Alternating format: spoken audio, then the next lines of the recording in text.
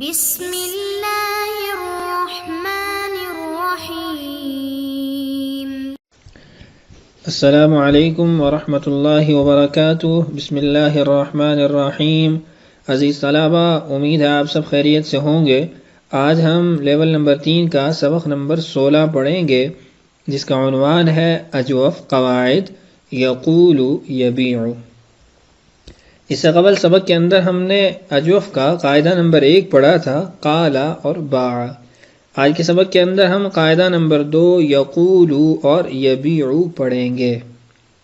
تو آئیے اپنا سبق شروع کرتے ہیں۔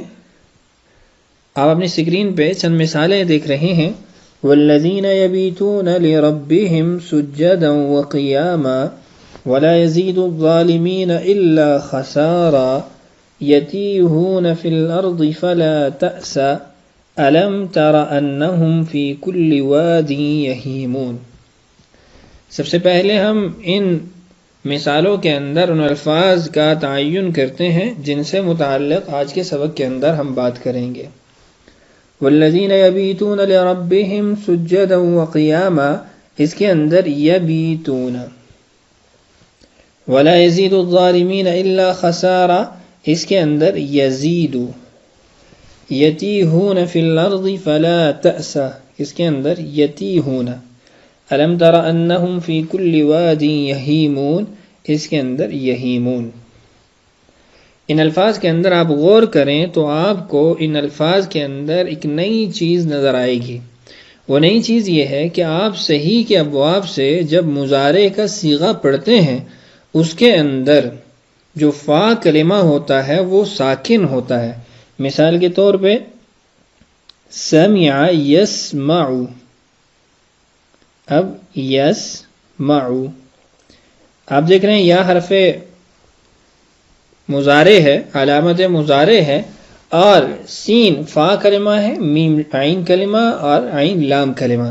اب آپ دیکھ رہے ہیں کہ اس کے اندر فا کلمہ ساکن ہے۔ اسی طریقے سے ینصرو، اب ینصرو کے اندر آپ دیکھ رہے ہیں کہ فا کلمہ ساکن ہے، لیکن ان تمام افعال میں آپ غور کریں تو ان کے اندر فا کلمہ ساکن نہیں ہے بلکہ متحرک ہے۔ یبیتون، یا علامت مضارع ہے، با فا کلمہ ہے لیکن متحرک ہے، اس کے نیچے زیر ہے۔ یزید، اب زا یہاں پر فا کلمہ ہے لیکن اس کے نیچے زیر ہے۔ یتیہون، تا یہاں پر فا کلمہ ہے لیکن اس کے نیچے زیر آئی ہوئی ہے۔ یہیمون، اب یہاں پر بھی ہا فا کلمہ ہے لیکن اس کے نیچے زیر آئی ہوئی ہے۔ تو وجہ کیا ہے کہ ہم نے پہلے جتنے ابواب پڑھے ہیں ان کے اندر تو مضارع کا فا کلمہ ساکن ہوتا ہے، یہاں پر مضارع کا فا کلمہ وہ متحرک کیوں ہے؟ اس کا جواب ہم آج کے سبق میں تلاش کریں گے۔ اس کا جواب اس قاعدہ میں موجود ہے۔ قاعدہ یقول یبیع، قاعدے کا نام ہے یقول یبیع۔ قاعدہ کیا ہے؟ جو واو اور یا متحرک حرف صحیح ساکن کے بعد واقع ہو تو اس کی حرکت نقل کر کے ما قبل کو دے دی جائے گی۔ پہلی چیز یہ ہے کہ واو اور یا متحرک ہوں، اور دوسری یہ ہے کہ اس سے قبل آنے والا حرف وہ صحیح حرف ہو، یعنی حرف علت میں سے کوئی حرف نہ ہو اور ہو بھی وہ ساکن۔ تو اس صورت کے اندر ہم واو اور یا کی حرکت وہ اٹھا کر اس ساکن حرف صحیح کو دے دیں گے۔ اور آگے سنیے، اگر وہ حرکت فتحہ ہو تو واو اور یا کو الف سے بدل دیں گے، جیسے یخاف، یقال، یباع۔ اگر وہ حرکت ضمہ یا کسرہ ہو اور ضمہ واو سے اور کسرہ یا سے نقل کیا گیا ہو تو دونوں اپنی حالت پر رہیں گے، جیسے یقول یبیع۔ اور اگر ضمہ یا سے اور کسرہ واو سے نقل کیا گیا ہے تو اس حرکت کے موافق حرف سے بدل جائیں گے، کیونکہ یا سے مناسبت رکھنے والی حرکت زیر ہے اور واو سے مناسبت رکھنے والی پیش ہے، لیکن جب یہ الٹ آ جائیں کہ واو کے ساتھ کسرہ آ جائے، زیر آ جائے، یا کے ساتھ ضمہ پیش آ جائے، تو ہم بجائے حرکت کے تبدیل کرنے کے ہم اس حرف کو تبدیل کر دیں گے۔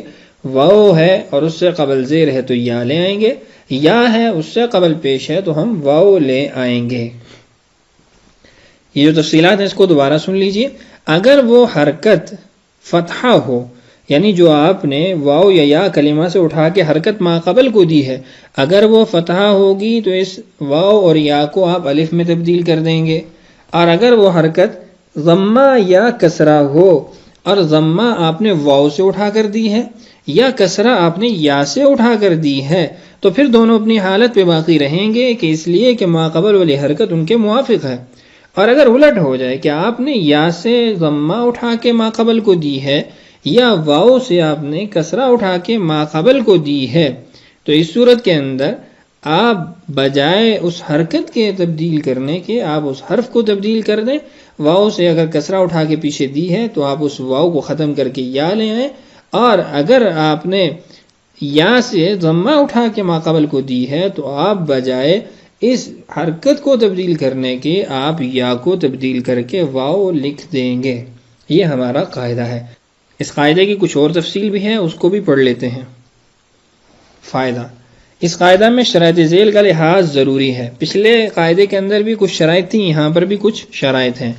واو اور یا فعل، مصدر یا مشتق کے عین کلمہ میں واقع ہوں۔ دوسری ہے ان کے ما قبل حرف لین زائد نہ ہو، جیسے بویع سید، یہ حرف لین واو زائد ہے، اور اسی طریقے سے سیدن کے اندر حرف لین یا زائد ہے۔ وہ کلمہ ملحق نہ ہو، جیسے اجونددہ، ملحق بھی احرن جمع ہے۔ وہ کلمہ ناقص نہ ہو، جیسے یقوی یحیا۔ وہ کلمہ باب افعلال اور افعیلال سے نہ ہو، جیسے اعور اسود۔ وہ کلمہ صیغہ تعجب ما افعلہ افعل بھی، اور اس میں اعلیٰ مفعلون مفعلتن مفعالن، اور اس میں تفضیل افعالو کے وزن پر نہ ہو، جیسے ما اقولہ اقول بھی، مقول مقولتن مقوالن۔ ان 6 شرائط کا آپ نے لحاظ رکھنا ہے۔ ان تمام صورتوں کے اندر آپ نے دیکھا کہ صورتحال وہی ہے جو ہمارے قاعدہ کی ہے کہ یہاں قاعدہ چلنا چاہیے، لیکن ان شرائط کی وجہ سے ہم اس قاعدہ کو جاری نہیں کرتے۔ اس قاعدے سے متعلق کچھ اور بات بھی ہے، آئیے اس کو پڑھ لیتے ہیں، پھر اس کے بعد ہم اپنی مثالوں کی طرف لوٹیں گے۔ مثالوں کے بعد گردان پڑھ کے پھر ہم اپنی مشق کی طرف جائیں گے۔ یقلنا یبعنا یخفنا، چونکہ یہ قاعدہ مضارع کی گردان سے متعلق ہے تو مضارع کی گردان میں یہ چند صیغے ہیں جن کے اندر ایک زائد قاعدہ استعمال ہوتا ہے، اور یہ وہی قاعدہ ہے جو ہم نے ماضی کے اندر جمع مؤنث غائب کے بعد استعمال کیا تھا۔ اصل میں یقولنا یبیعنا اور یخوفنا تھے۔ واو یا کی حرکت ما قبل کو دی، واو یا اجتماع ساکنین سے گر گئے، یقولنا یبعنا ہوا۔ یخوفنا، یہ جیسا کہ ہم نے اس کو یخاف بنایا تھا، الف بنایا تھا، تو ہم نے اس کی حرکت بھی ما قبل کو دی، 2 ساکن اکٹھے ہوئے، ایک حرف کو گرا دیا تو یخفنا بن گیا۔ یہی قاعدہ وہ جیسے جمع مؤنث غائب میں استعمال ہوتا ہے، جمع مؤنث حاضر میں بھی استعمال ہوگا۔ تو امید ہے قاعدہ آپ اچھے طریقے سے سمجھے ہوں گے۔ آئیے اب لوٹتے ہیں اپنی مثالوں کی طرف۔ اب یبیتون، اس کے اندر ہم نے دیکھا کہ جو حرف علت ہے وہ متحرک ہے، ما قبل حرف صحیح ساکن ہے، تو ہم نے اس کی حرکت اٹھا کے پہلے والے کو دے دی، تو یبیتون سے یبیتون ہو گیا۔ اسی طریقے سے یزیدو اصل میں تھا یزیدو، تو ہم نے دیکھا کہ یا متحرک ہے، ما قبل حرف صحیح ساکن ہے، تو ہم نے یا کی حرکت اٹھا کے پہلے والے حرف کو دے دی، تو یہ یزیدو ہو گیا۔ یتی ہونا بھی اصل میں یت ہی ہونا تھا، یا متحرک ما قبل حرف صحیح ساکن، تو ہم نے حرکت ما قبل کو دے دی۔ اسی طریقے سے یہیمونا یہیمونا تھا، ہم نے یا کی حرکت ماقبل کو دے دی، چونکہ یا متحرک ہے، ماقبل حرف صحیح ساکن ہے، تو یہ یہیمون کی صورت اختیار کر گیا۔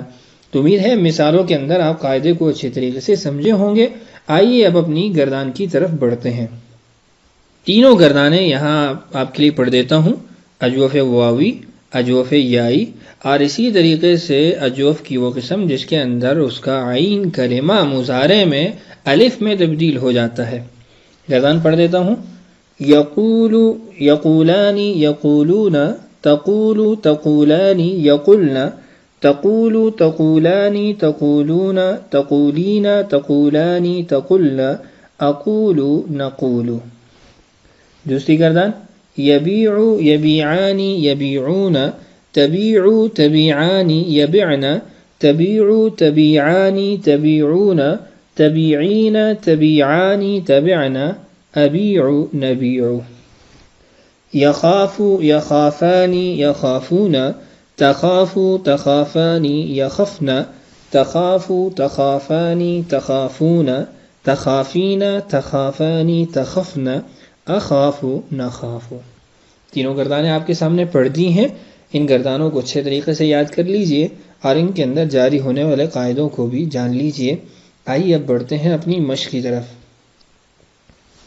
مثالیں، قاعدہ یقول یبیع، یطاف علیہم بکأس من معین فما استقاموا لکم فاستقیموا کأنہم یساقون الی الموت وهم ينظرون لا تقل الا الحق لتصيرن قدوة حسنة لمن بعدكم تصومون النهار وتقومون الليل لما تخوضون فيما لا يعنيكم يميل الشباب إلى الرياض۔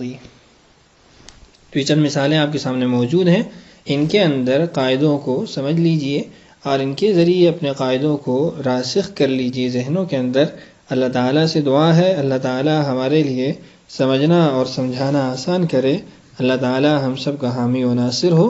آج کے لیے اتنا ہی کافی ہے، اجازت دیجیے۔ السلام علیکم ورحمۃ اللہ وبرکاتہ۔